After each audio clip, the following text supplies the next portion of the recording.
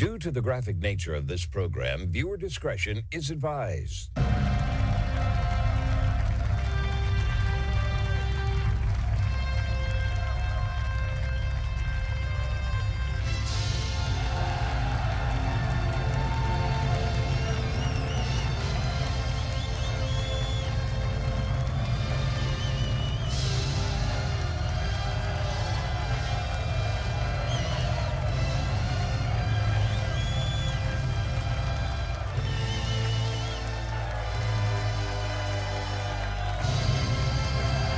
Hello, everyone, and thank you for tuning in to today's broadcast. It's the Tuesday, August 11th, 2026 episode of the Marco Geray Show, the only show where the facts are facts and hard truths thrive.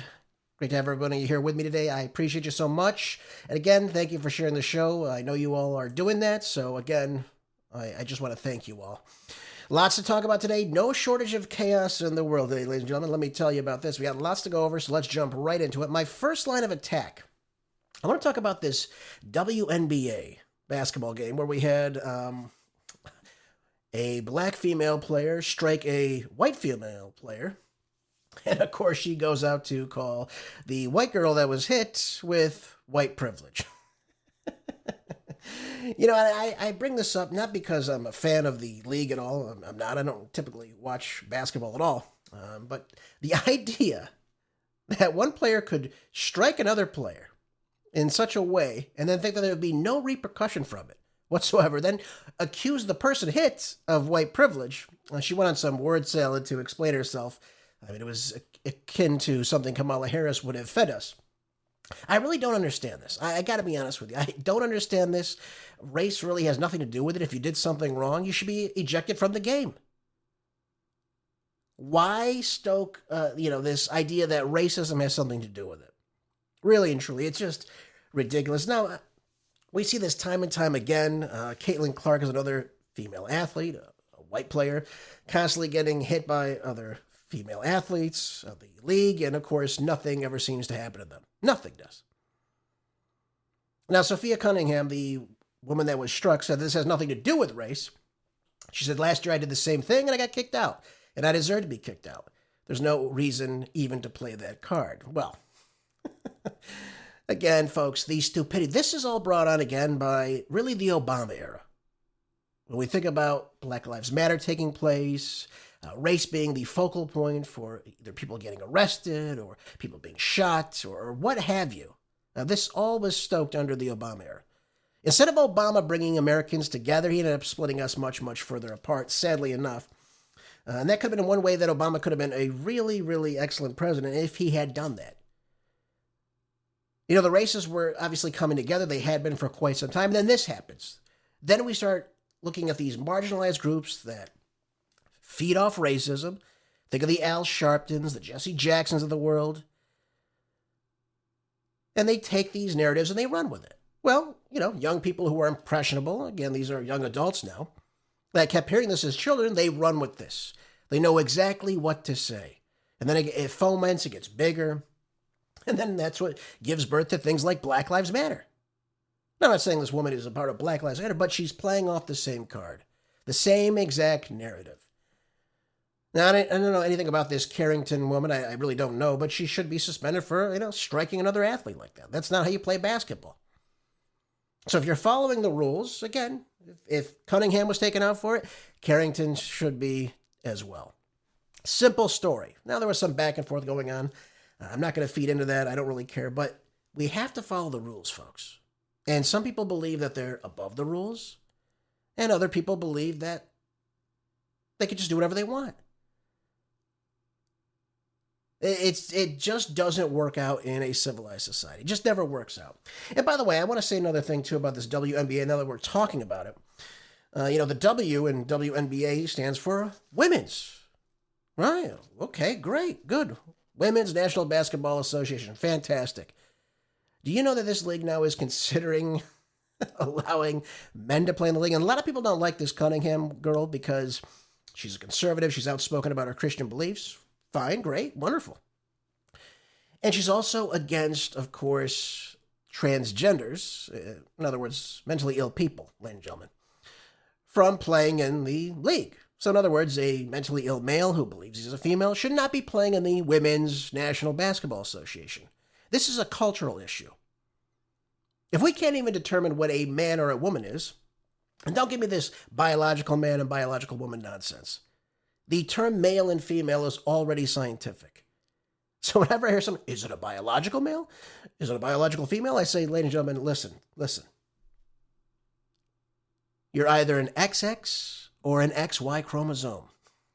There is no in between. Sometimes there are birth defects, no doubt. But this isn't what that's about. Those are very, very rare. That's not what we're talking about here. We are talking about an XY male suggesting that he should be playing because he believes, not because he is, but that he believes that he is a woman. And by the way, we see this in other sports as well. Should not be happening.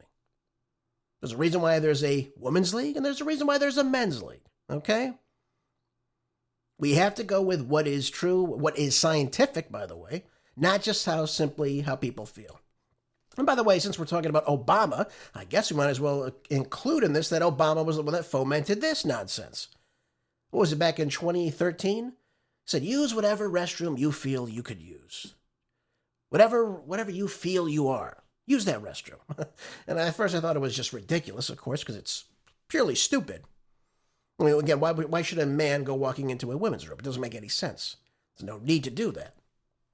But folks, this is what it's small increments over time. Kids hear this. Kids understand this. Again, they feed off the attention in many regards, and they go with it. They run with it. But that does not change what sex you are. Remember, that's what we're talking about here. We're not talking about gender, which refers to language. We're talking about sex. There are two sexes, male and female. Females have XX chromosomes. Men have XY chromosomes. You cannot get around that. That's why men have the characteristics, physicals, biological, sexual characteristics. That's why females have those, based off our chromosomes. That's what we are. And you cannot change it by sawing something off or attaching something on or doing this or doing that or wearing a wig or whatever it may be that you think would change your sex, which, again, I find funny too. Because, again, if, the long hair or the genitals equate you to being of that sex, then what's the problem? That would concur that, of course, yes, there is a definition for what a woman is and what body type they are and all these other characteristics, again, biological, sexual, physical, all those are in place. On a molecular level, there's obviously ways to figure this out, folks. Yeah, for some reason, we think that, okay, if we, add this and that, then yes, we're a woman, and then we can't ever define what a woman is. It's amazing to me.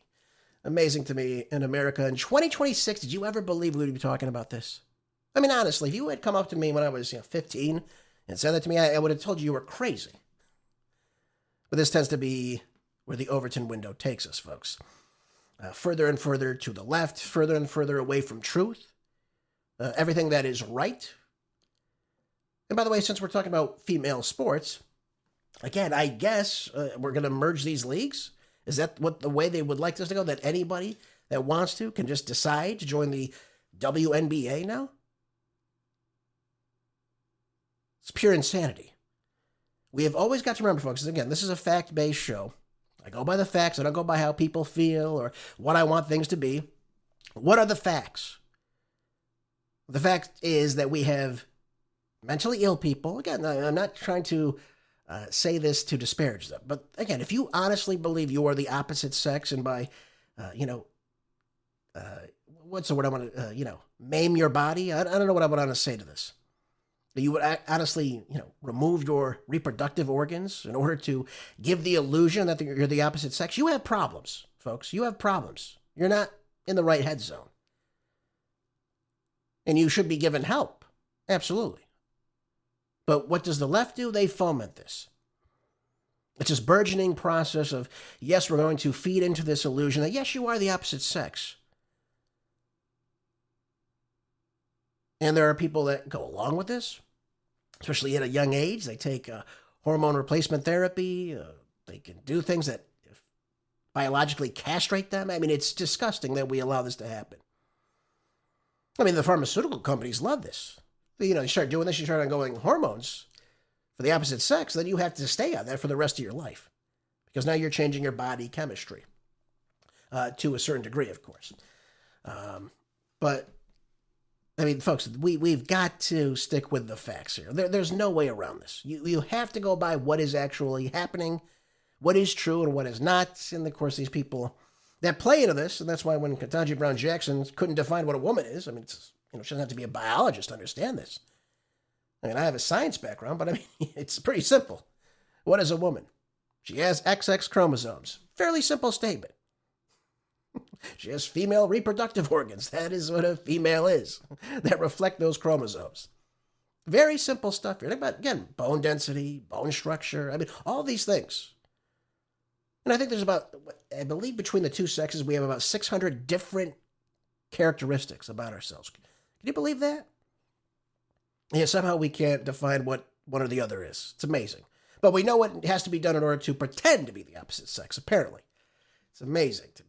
Really amazing. So, again, here we go. Another classic case of, I guess, throwing out the race card. And, of course, the league being confused about what it actually stands for. No shock there, folks. Let's stick to the facts here.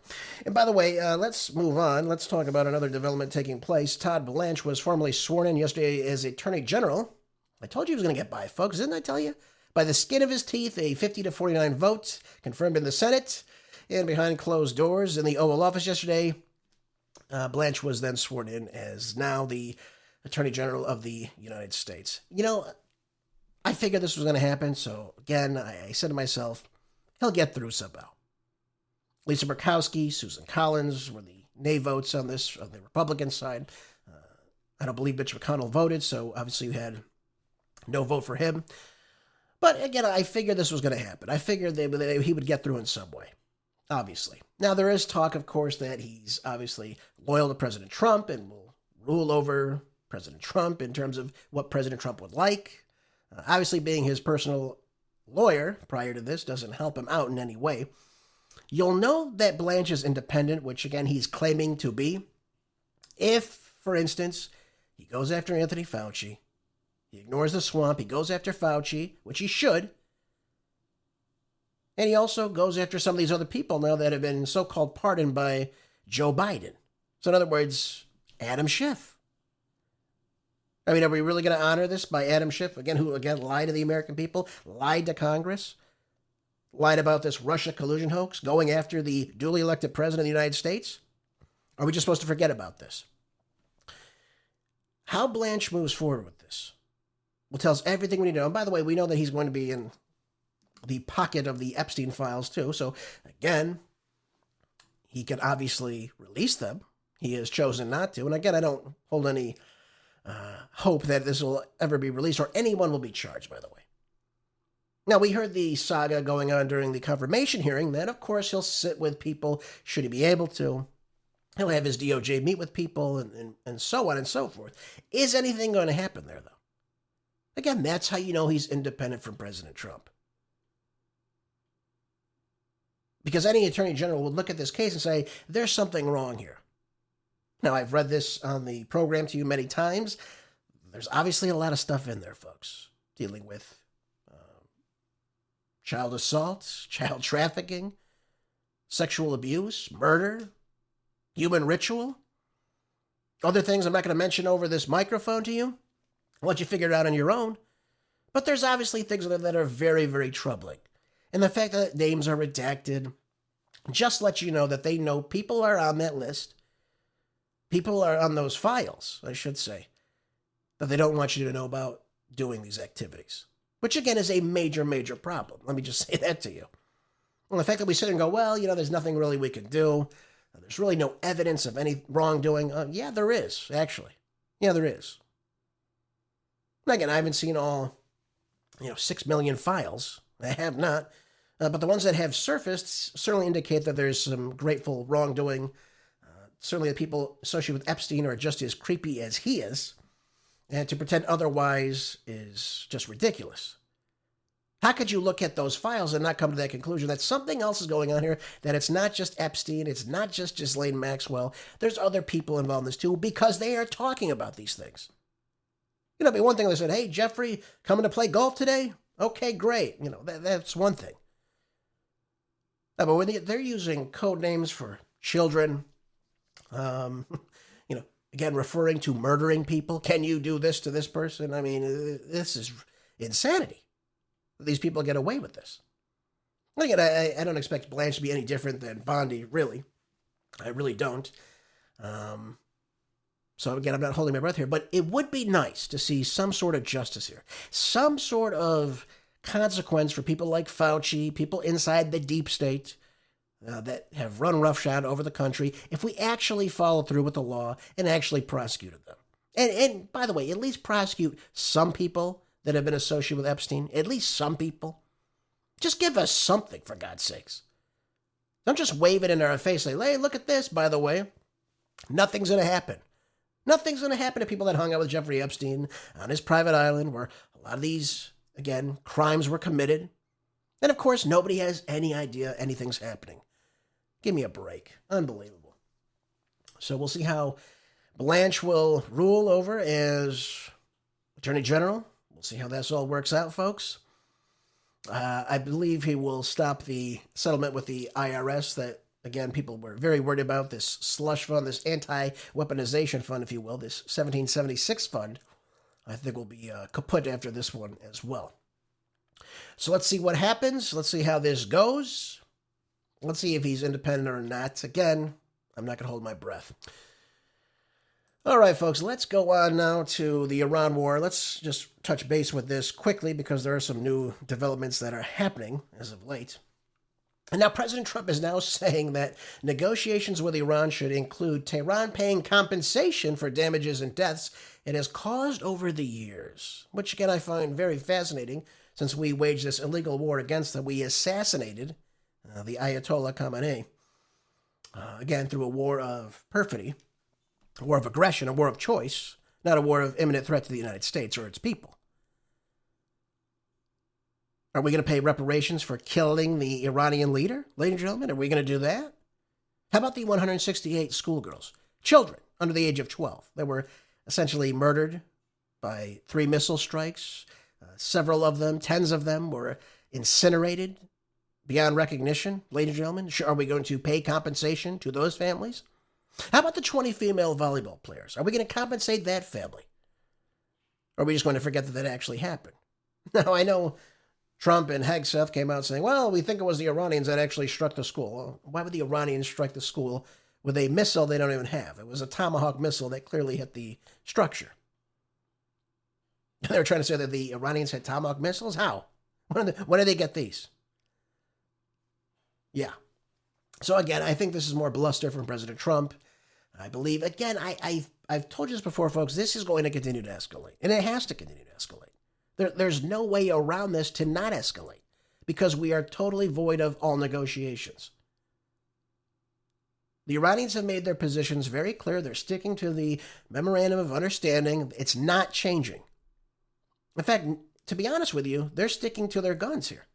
They're saying, listen, until this Lebanon war ends with Israel invading, and now they're destroying structures too, by the way, in southern Lebanon. Did you hear about that? Well, of course you didn't. That's why you listen to my show. Yeah, they're actually destroying structures in southern Lebanon as we speak.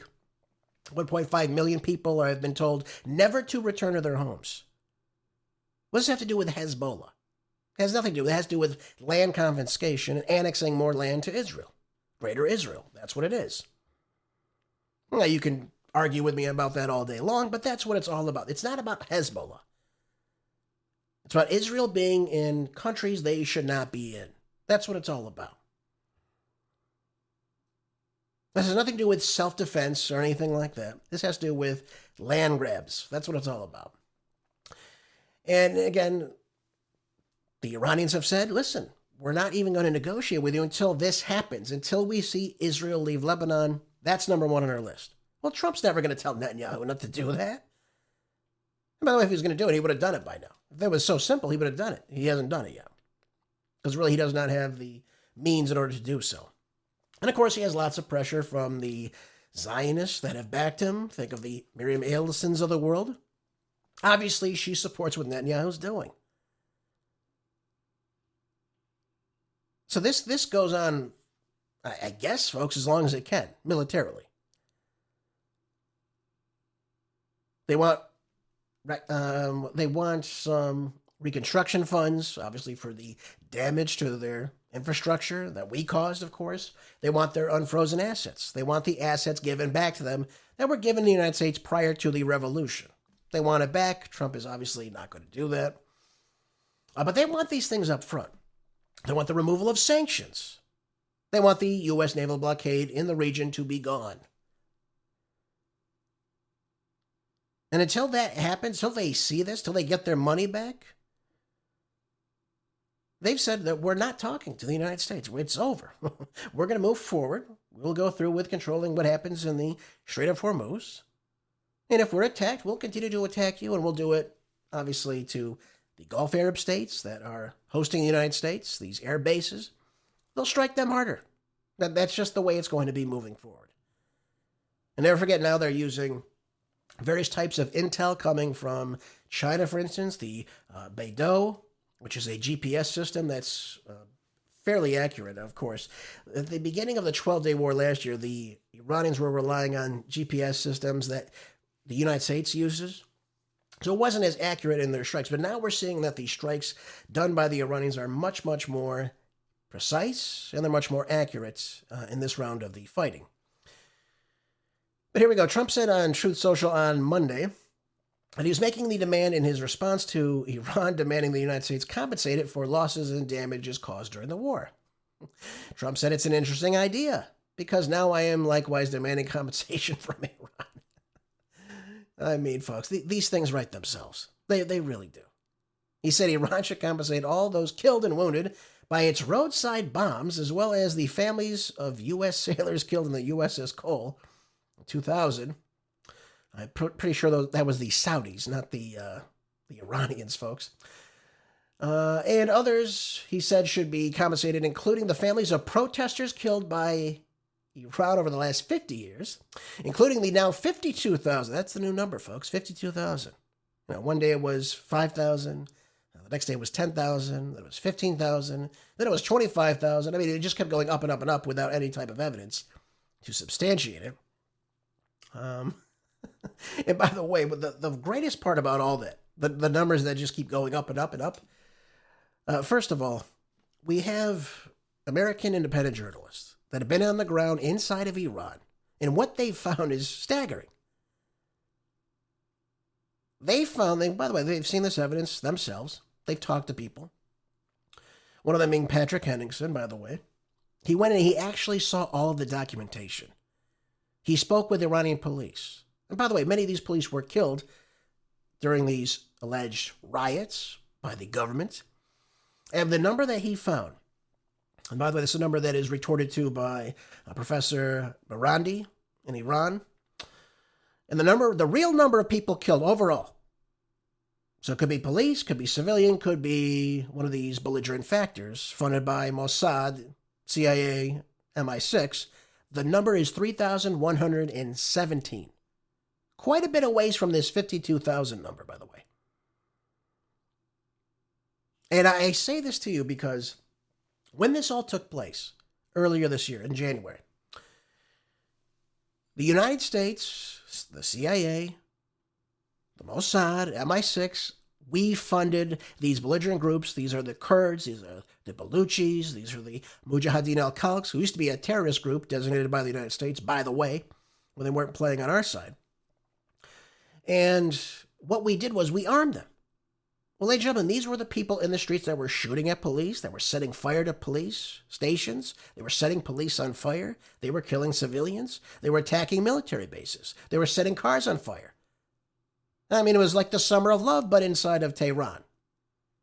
And so naturally, you're going to have a response where people are shooting at each other in the streets. There are people in the streets when this is all going on that had hijacked the peaceful protest that took place the 2 days prior to when this began.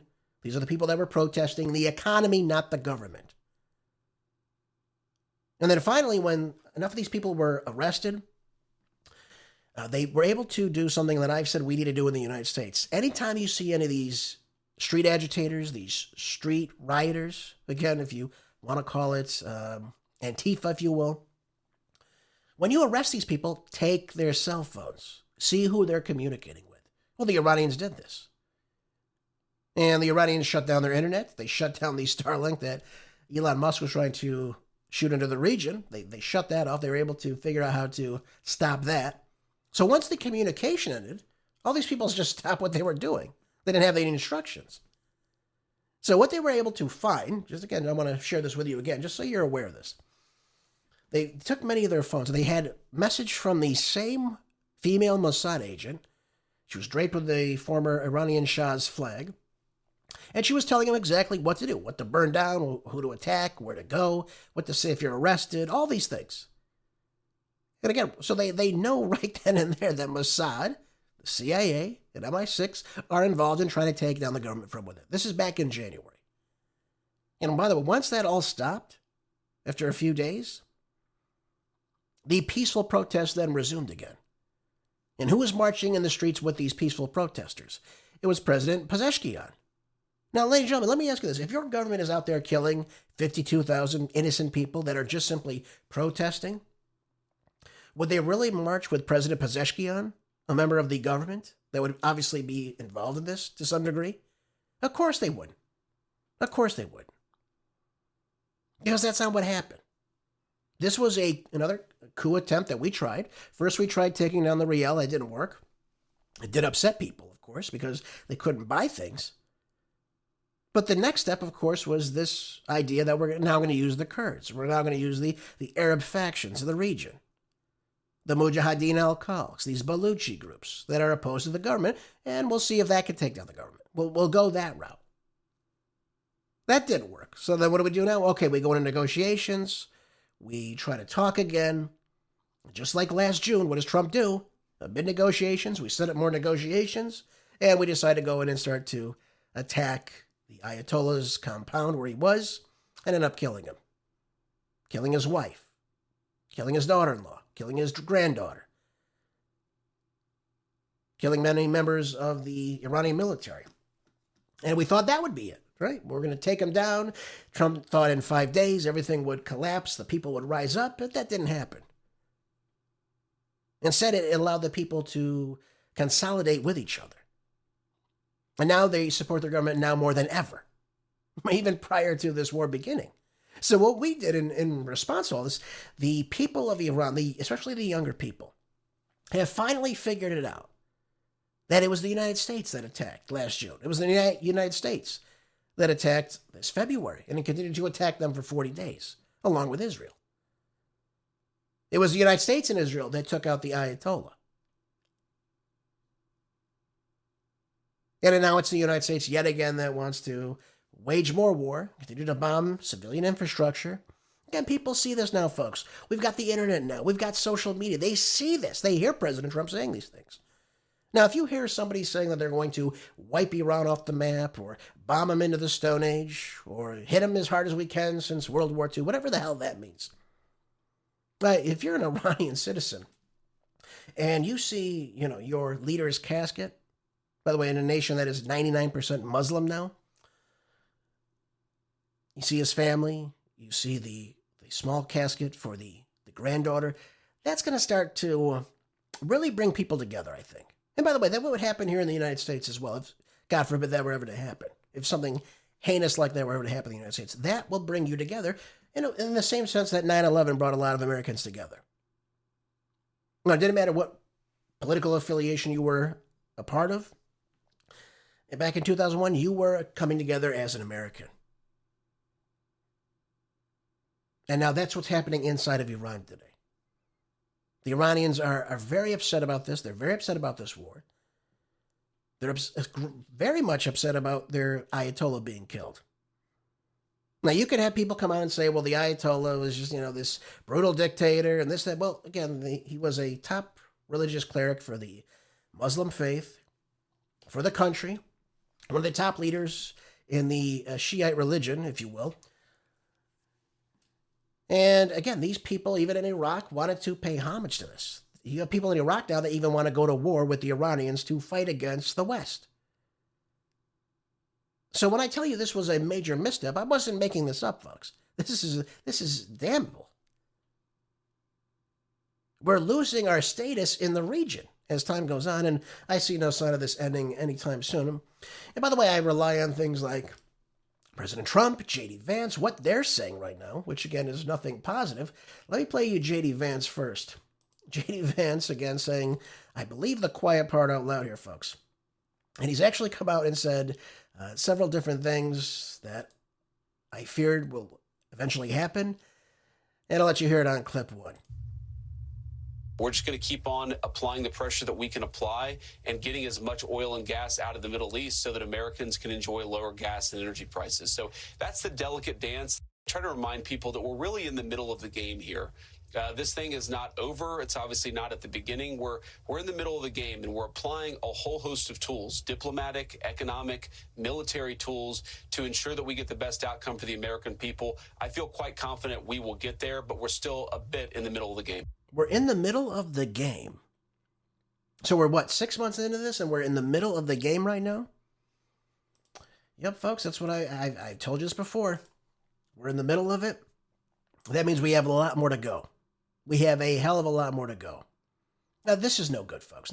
There's no way this ends positive for the U.S. economy, certainly not for the American people. And I do fear that the longer this goes on, by the way, we're seeing gas prices up today, of course. We're seeing the value of gold beginning to go up significantly, folks. I told you this. I said that gold's going to probably hit 6,000 sometime in 2026, and it looks like now we're en route to make that happen. How could we be this foolish? Especially during a midterm election cycle. How could we possibly be this foolish? We're in the middle of it. Where are we in this? By the way, Trump is no better on this. Trump now is suggesting that we have control of the Strait of Hormuz. Take a listen to clip two. The only one that has control of the Strait of Hormuz right now is the United States Navy. We have a blockade that's been infallible. It's a steel wall. And we let people in that we want to let in, and those people come in, and they've been coming in and they're going out. So it's actually open now. We do not let them go into Iran. So apparently we have military control over the Strait of Hormuz, which I find absolutely no evidence for whatsoever. Where's this evidence that we're controlling everything? And by the way, if we're controlling the Strait of Hormuz, what's the other reason we need to be in this war for? I mean, that was the end-all, be-all. We wanted to make sure that the strait was flowing. Apparently, we have traffic coming through the strait right now. And by the way, I've been looking at this, ladies and gentlemen, as I always do the research for you. Let me read this for you. This was over the weekend. I found this out. Let me just read this to you. You tell me if this sounds like we have control over the strait. All right, so the daily vessel transits pre-war, so this would be February 27th. There was about 138 to 140 ships crossing roughly per day. Okay, that's a good amount of ships. And over the weekend, I found this on Saturday, it said that the average 48-hour traffic was 2 to 8 ships per day. That is a 95% dip in the amount of traffic that is supposed to be moving through every single day. That's not getting through. Let's move on to the next part that J.D. Vance talked about as well. What did J.D. Vance say? He said, well, we've got to get the oil and gas out of the region. That way we can enjoy lower gas prices. I'm about that. I like that, don't you? But is that practical? Is that reasonable? Is anything coming to the United States? The answer to that is no. And the amount of oil that was leaving, the daily oil flow exiting the strait, was anywhere between 20.5 to 21 million barrels of oil per day. A good amount of oil. Today, that number is 1 to 1.8 million barrels of oil per day. That is a 92% drop in oil traffic coming out of the strait, folks. And by the way, that's not the only thing. You also have helium that's not coming out of the Strait of Hormuz. You also have aluminum. You also have urea. You also have sulfuric acid. You also have liquefied natural gas. None of these products are moving. And these are all necessary on the global economy that are not getting to where they need to go. And it's hurting a lot of the economies in Asia and Europe alike. So if we had oil coming to the United States right now, we don't, from the Persian Gulf, in any significant means, then that would be something positive, but we don't have that. It's not happening. And again, if we consider what Japan gets 90 to 95% of its oil from the Persian Gulf. And now, of course, their draining through their reserves as well, like we are in the United States. And by the way, we're very close to, again, hitting that threshold point where we cannot use any more. I mean, it'll just be digging well into the emergency resources for our military. We can't have that. So at some point, President Trump has to say, okay, either we cut into this and our military, if we desperately need it, we'll just, I guess, have to be sitting still. Can't get to where it needs to go. I mean, are we really going to get to that point? The other area in all this, again, with this idea that we're continuing on with this conflict, we're halfway through it. That means obviously there's going to be more conflict. There's going to obviously be much more firing of our missiles. Well, folks, I'm looking at this right now, and it has a pre-war inventory versus the use in the war thus far. And it says here that the Tomahawks pre-war, there was 3,100 missiles, and we used about a third of those. Okay, so we've used at least over 1,000 of them. All right, okay. JASSM missiles, 4,400. We used at least a third of those. Let's see, the PRSMs, 90 before the war. We've used half of them, so we're sitting at what, 45 now at least? SM3s, 410. We've used a third of them. SM6s, 1,160. We've used a third of those. THAAD, defensive missiles. We had 360 before the war began. We've used at least a half of them. That means we're going through those THAAD missiles pretty quickly, folks. Patriot missile interceptors, that's what we want to give the Ukrainians right now for some ridiculous reason. We've got 2,330 right before the war began, and now we've used at least a half of those. And it's getting very, by the way, I just want to talk about this really quickly. Inside of Ukraine now, I believe the last week sometime there was 56 missiles fired into Kiev, and only one Patriot missile was shot up in order to deter them. So that means they're low on the defensive capabilities as well. What are we going to do? What are we going to give Israel? Do we have anything to defend our bases after a little bit more time of this? How much more are we going to push this? Are we going to push it to zero? Well, we have to ask ourselves these questions. Even if we start rebuilding all of these missile systems right away, it will take at least several years to get all of them back replenished to the pre-war level. Now, we can talk about Biden giving a lot to the Ukrainians. I'm not denying that. Or us selling them to other countries, which we do all the time. But the reality is, folks, it's going to take so long to get back to those pre-war levels that I just told you about. And we're only going to persist more in this. J.D. Vance just told it to you. Hey, we're in halftime, folks. Well, okay. If we're in halftime and we used a third, a half, all these missiles, what does that look like for the next 40 days of this war? Or the next 6 months of this war? We obviously have to escalate things in order to try to get what we want because President Trump is not going to negotiate. Negotiations are off the table with him. So we're in a very sticky situation, folks, where the economy is heading in the wrong direction. We're greatly depleting our oil resources, absolutely. And we're greatly depleting our inventory for our missile stockpiles. This is, again, very, very troubling. Now, if you're China and Russia looking at this, I mean, you've got to look at it and say, listen, if the United States cannot defeat Iran, a country that is massively sanctioned, a country that is massively isolated economically from the world because of U.S. and UN sanctions, what chance do they have against us?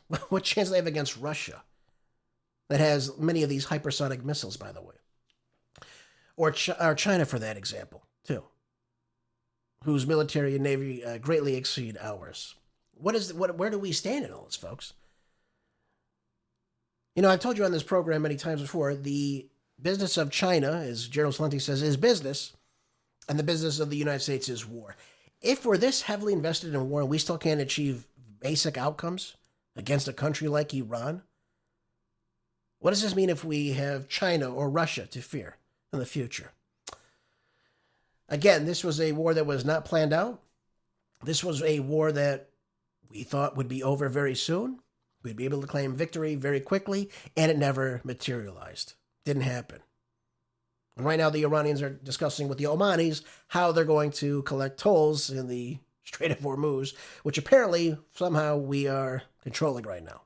Now, I think what Trump is trying to say is that we have this wonderful naval blockade, which, by the way, does allow ships through. He said it does not. It does. And because we have that we are now in control of what happens and goes into the strait. Simply not true. We don't have the vessels necessary to stop multiple ships if they're leaving at the same time. We just don't have the resource to do that. Clearly, we're running low on oil, so how long can our ships really be active in this region? And the other thing, too, is the lack of food on a lot of these vessels, too. These U.S. warships, if you will. I mean, what are they going to do? We're seeing, by the way, Larry Johnson broke this last week. He spoke with a mother of U.S. servicemen who took a picture of the food that they were eating, and it looks like, I think a school cafeteria lunch would be seen as fancy compared to what was on the plate of these young service members. It was that bad, and I've heard reports, too, of U.S. service members losing lots of weight, either because they're not eating the food or because the food is just not, they don't have the right amounts to sustain their diets as they're out at sea. So lots happening, folks, lots going on with this. Again, I told you before, this is going to have to get worse before it gets any better.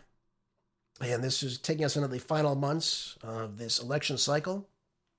We're up against the Democratic Socialist of America in many regards in a lot of these states, who a lot of people are looking for because they don't like what the Republicans are doing with this war. They don't like the way the Republicans are handling the economy right now. So you have young kids that are turning to democratic socialism as a means to combat the stupidity of this war. I say, let's get out of the war. Let's stop. Just walk away, President Trump. Just walk away, claim victory, claim that you run the Strait of Hormuz. I could care less. I really don't care at this point. Just get out of the way. Let the strait open up on its own. Let them charge fees. Claim victory, claim you blew up this and that, you depleted everything. Everything's on the bottom of the sea. Whatever you want to say. But get out of the war. Bring our troops home. Stop this conflict. Stop firing missiles at them. And just let it be done with, just like we did with the Houthis last year. Right? When we said we defeated the Houthis, which we never actually did. After spending $1 billion trying to bomb them, which never even worked. Again, folks, if you can't defeat the Houthis, Ansarullah, a small faction inside of Yemen, what makes you think you're going to defeat Iran? What makes you think you can run against China or Russia? It's going to be very, very interesting how this all turns out. And by the way, as I said to you before, too, the status of the United States in the region is going to be completely and utterly defeated. I do not believe that these nations will allow us to come back in after this is all said and done with. Just a hunch. Just a hunch. All right, folks, yesterday before the show ended, I talked with you about how the United States did pass the Russian sanctions bill that was championed by the late Senator and warmonger Lindsey Graham on Friday, 86-11. Yep, so in a time when we have inflation rising in the United States, we're obviously very low on our oil supply. The United States says, you know what would help deter Russia from defeating Ukraine? Allowing us to put more sanctions leverage against Moscow and a brand new tariff tool. And this somehow is going to allow the Ukrainians to become victorious. Amazing. Amazingly stupid. What kind of stupidity is this? We're going to defeat the Russians by putting sanctions on them. It's amazing to me. Well, the Russians are just simply going to say, all right, well, we're just not going to sell anything to you now. By the way, they produce the sour crude that we desperately need that we do not produce in the United States. So what are we going to do now? Allow that to be much more expensive as well? You know, folks, if you want to bring prices down, what you don't do is start to put sanctions and tariffs on various countries that are supplying you with, again, a lot of these commodities that we need. So that's why when I heard him talking about, new tariffs now on various countries like Brazil, I said to myself, why would we going to do this to Brazil? Why are we slapping them on various countries in the EU and whatnot over what is called slave labor, which of course they're equating to, low wages in these countries. Why are we doing this? Why are we doing this to ourselves? What is so significant about these tariffs that we desperately have to have them in a time of inflation? in a time where we have the global economy that is upside down. It doesn't make things better, folks. It makes things much, much worse. Now, of course, the bill, of course, was sponsored by, or co-sponsored rather, by Dick Blumenthal of Connecticut. This guy's a real piece of work, by the way. Obviously advocating for this for much more than a year. And so then it would issue mandatory sanctions not only on Russia's leadership and energy sector, but also on Russia's defense industry and so-called shadow fleet in an effort to curb the flow of cash to Moscow's war chest. So this is what we're going to do, folks. We're going to defeat the Russians by attacking their war chest. Well, ladies and gentlemen, the Russians will simply just sell elsewhere. That's what they'll do. And how are we going to stop it? We're engrossed in what's taking place inside of Iran. Are we really going to go and try to capture Russian vessels? Like we did with the Venezuelan ships that were headed to China? Is that what we're going to start doing now? Piracy on the high seas? Really? Something tells me this is not going to end well, ladies and gentlemen. It's simply not going to stop Moscow from defeating the Ukrainians, who, again, by the way, over 2 million Ukrainians have died in this conflict thus far, at least. We also know that, again, the Ukrainians are very much depleted. We just simply don't have the means to give them what they need in order to continue this facade of winning. But you still have idiots like Jeanne Shaheen of New Hampshire, by the way, who stresses the urgency of the moment, saying that the momentum is on Ukraine's side. Really? Where is any momentum at any point in this war coming from the Ukrainian side? Oh, sure, they're bombing people on beaches. Oh, yeah, they're bombing some oil refineries inside of Russia. That's not stopping the Russians. Now it's time to put more pressure on Putin. Oh, yeah, okay. Let's see how this all works out, folks. I know this is going to crash and burn and wind up in the crap house. But isn't it interesting that even the Democrats have this hatred towards Russia, equating them to the Soviet Union, which, again, is completely stupid, equating them to wanting to take over parts of Europe just because we need to have a bad guy. That's what it comes down to. We need to have a bad guy. And Russia can be a perfect bad guy. Why? Because they're another superpower. Now, I will level with you. China does want to control the world. They are going to be controlling the world very, very soon. As our petrodollar continues to fall and be in less demand, that is happening right now as I speak to you. As they build up their military, as they build up their navy, as they build up their manufacturing sector.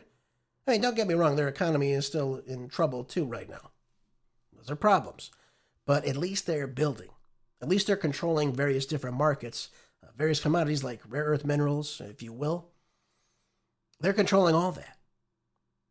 Again, they're investing still in business, despite their economy being in the tank, just like the United States is, with our national debt on its way, ladies and gentlemen, to being $40 trillion very, very soon. I just looked it up last night. It was $39.87 trillion. And we're talking about Iran having a crappy economy.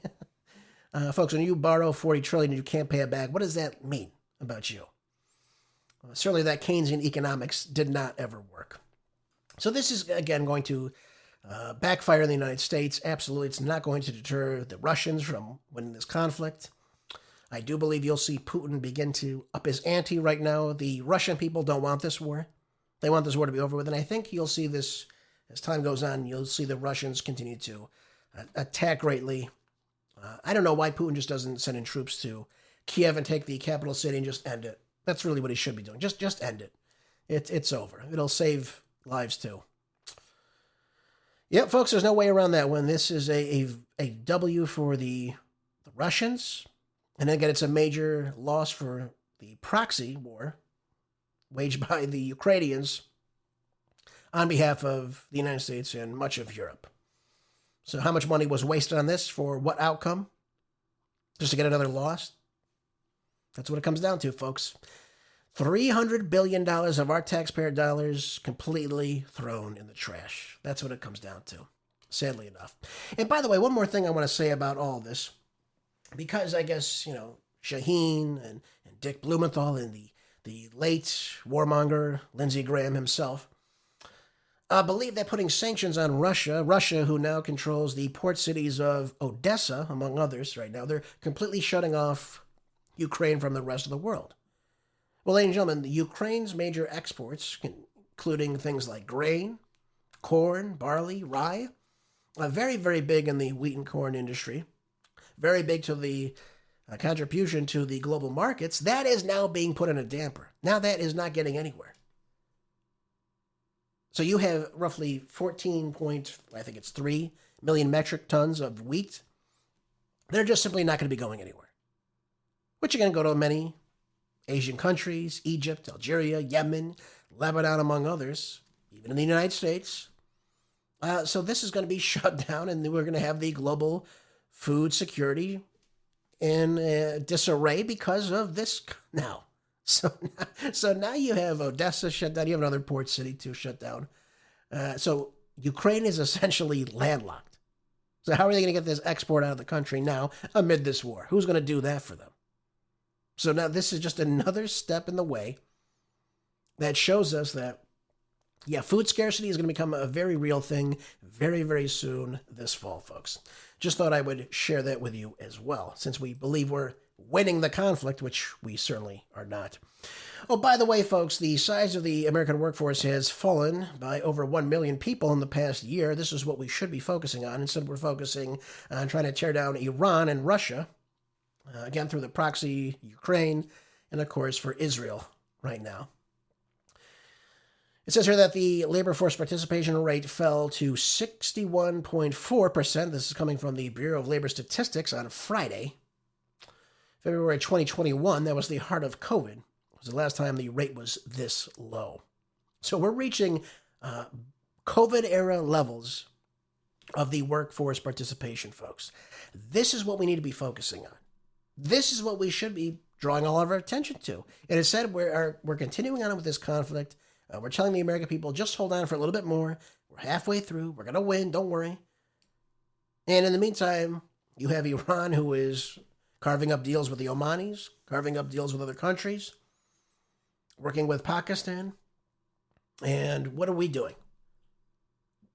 We're going to be pushed out of the region very, very soon. What do we get from this that we continue this on? We get absolutely nothing but more economic hardship. And again, this has to fall on the Republicans because Donald Trump is in office. Donald Trump is in charge of the economy, and people are upset about the rising price of fuel and food, and that's only going to get much, much worse. And especially if we have supply chain issues with, again, food and gas that can't get to where they need to go, that's going to be very, very catastrophic, especially for President Trump and, of course, the Republicans that are running in this November election coming up.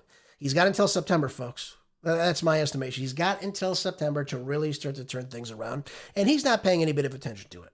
No, he's just telling you we're in the golden age. We've never been stronger. We've never been better. We've never been strong. You can only say that so much, folks. Again, so people can look around and say, really, this is the best we've got? This is the best America has ever been? You know, folks, I voted for President Trump, but this is just simply not true. It's simply not true by a long shot, of course. And by the way, too, I want to talk with everybody about this next issue that is going to make everyone want to vomit. This is Anthony Fauci, folks.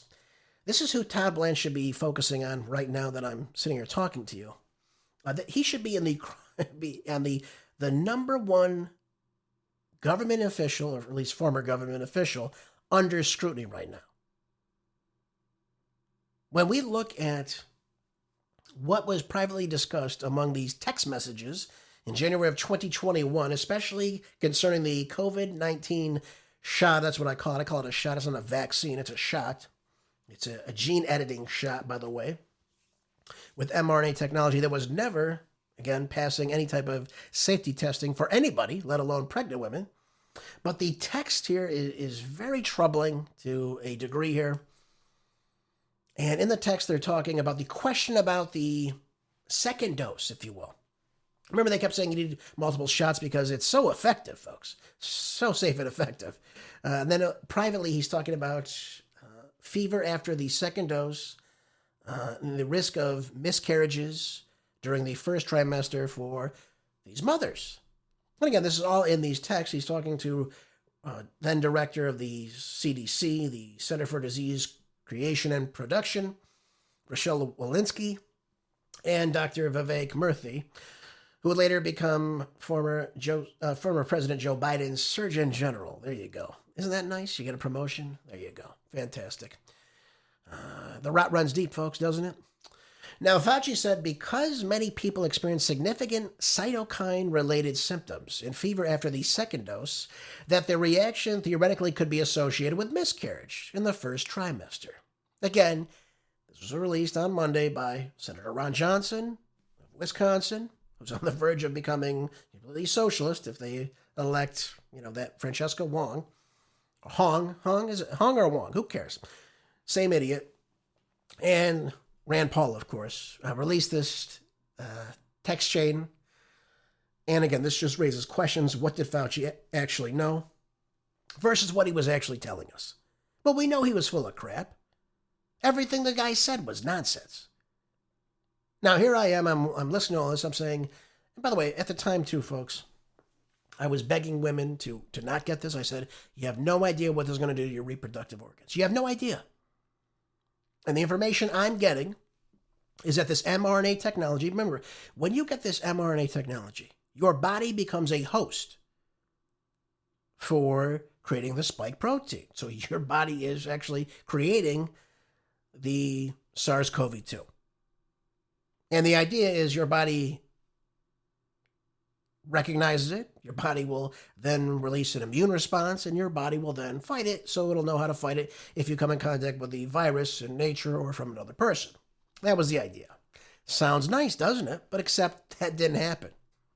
Instead, your body just kept producing these spike proteins, and it just depletes your immune system and really weakens it. And many of these people that got this shot ended up just getting COVID on their own. And I, who never listened to Anthony Fauci once in my life, on any of the different things that he recommended to us, or Walensky for that matter. I remember when she came out and said, you can now take off your mask. I said, well, lady, I was never listened to in the first place. The biggest beta test to see what people will go through. Will they follow through with the mask? Will they wear a mask? Will they wear 2 masks? Will they get the shot? Will they get 2 shots? How about 3 shots? If I tell them to get 3 shots, will they go get it? If I tell them to stay locked in their house, to watch daytime television, don't go to work, don't worry about it. Shut down your business. You don't want to get this SARS-CoV virus. Will they do it? Will they listen to me? Will they agree with it? Will they stand 6 feet apart outside Whole Foods like a schmuck? Will they do that? Let's see what we can get going here. Let's see. This is the biggest psych op that we have seen in quite some time, folks. I'm glad I did not agree with this from the start, and I did not believe a word the little evil Fauci said from the beginning. And I'm very happy that I dismissed all of it and tried to warn people as much as I could. Sadly, most people went along with it because they were fearful. They were manipulated. They were programmed to thinking, here's an expert. This guy knows what he's doing. Even though the fact that he botched every single other pandemic in the past. And we're going to listen to Fauci. Okay. How do we feel about that, folks? Any buyer's remorse? Any buyer's remorse that you didn't go see your family during maybe a relative's last Christmas, if you will?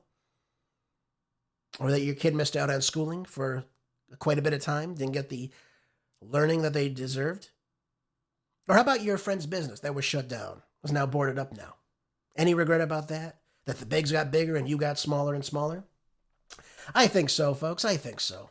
Now, let me tell you about this cytokine storm in the last couple moments of the program. This cytokine storm, okay, let me just clear this up for you, is a life-threatening condition, and this really attacks the immune system's release on the excessive amounts of proteins. That's what these cytokines are. And what they do is they go to the region of this site where the shot would be administered. And what it does is, though, the cytokines are all released now out in the body, and it creates this uncontrolled inflammation, this tissue damage, and can potentially cause multi-organ failure. Now, if these cytokines, again, go to the brain, it causes, obviously lots of inflammation in the brain, lots of damage, and it goes to other parts of the body as well. So this was very, very, very devastating to many people, folks. And I just wanted to share that with you today because that's very, very important. That's all the time I have for you today, folks. Thank you for being here. Please make sure you share the show. Enjoy the rest of your day. I'll see you back here tomorrow, of course. Until then, be good. Stay busy. God bless.